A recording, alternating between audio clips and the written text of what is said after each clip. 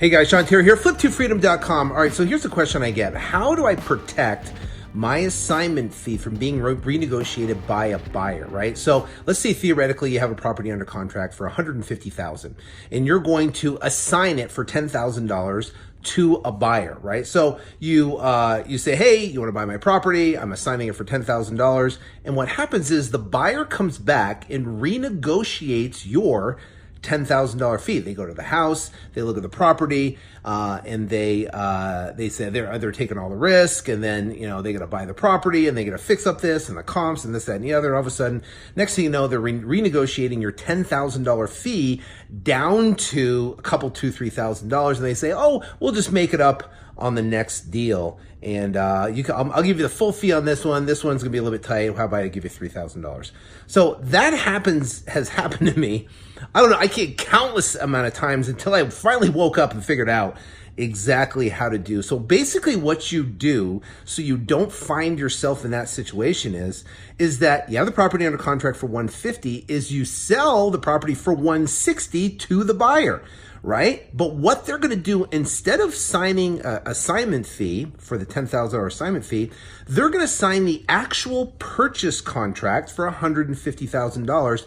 And here's the key, they're going to put a $2,500 or more $1,000 deposit, $2,500 deposit down on the property as earnest money, non-refundable earnest money. Now that could be more. I know guys that do $5,000. I know guys that do even $10,000. So we do $2,500 non-refundable earnest money deposit. So here's what happens. Now they're signing a purchase contract for $160,000, of which in the purchase contract, it gives you the right to turn it into an assignment agreement, right? And it has that in the contract. They're agreeing to it once they sign that contract, and then you can bring it to title, and you can tell them you're going to flip it into an assignment. Now, here's the thing, is what happens is a buyer can only negotiate on a property that they're purchasing. They can negotiate the comps, and they can negotiate the actual repairs on the property. That's what they can negotiate. But if you're selling the property for $160, you can say, listen, here, I got the property out there for $160. If you can't make the numbers work, then that's fine. I'll sell the property to somebody else. So now they're only negotiating the comps and the actual repairs, which you can refute. You can say, listen, I've got other buyers out there that can do a lot less repairs than you're actually proposing. I got buyers out there that see a lot better comps. You can know the comps. You can refute the comps by information.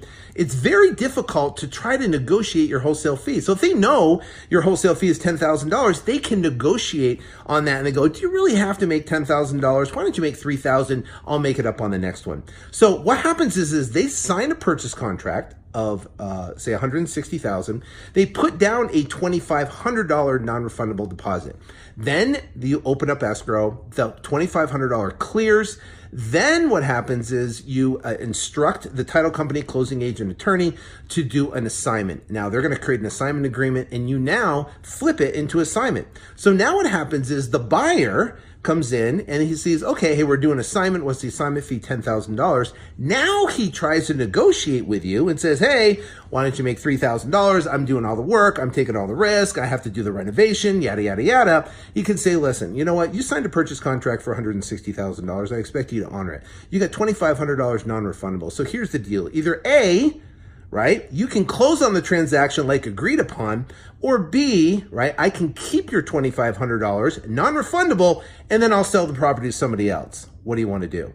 So in that particular case, you have leverage and you have control over the situation, where now you're not trying to renegotiate or negotiate on your fee, which is incredibly difficult, versus actually negotiating the property in itself.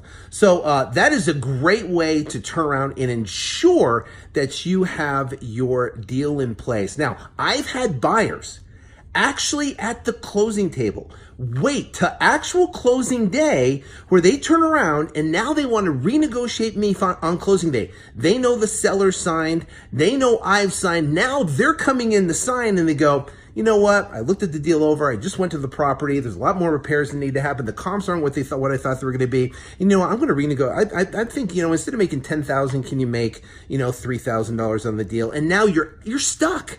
You're at the closing table. Everyone's signed, right? But guess what? If you have a $2,500 non-refundable deposit and they want to pull that game, you can say, listen, you know what? Forget about it. You know what? You have $2,500 non-refundable. We're at the closing table right now. You know what? You agreed to purchase at $160,000. You either A, you can close on it today, or B, I'm going to keep your $2,500. I'm going to get an extension with the seller. I'm going to turn around, sell it to the backup buyer. And then you know what, Mr. Buyer? You can lose my number because we're never going to do business again.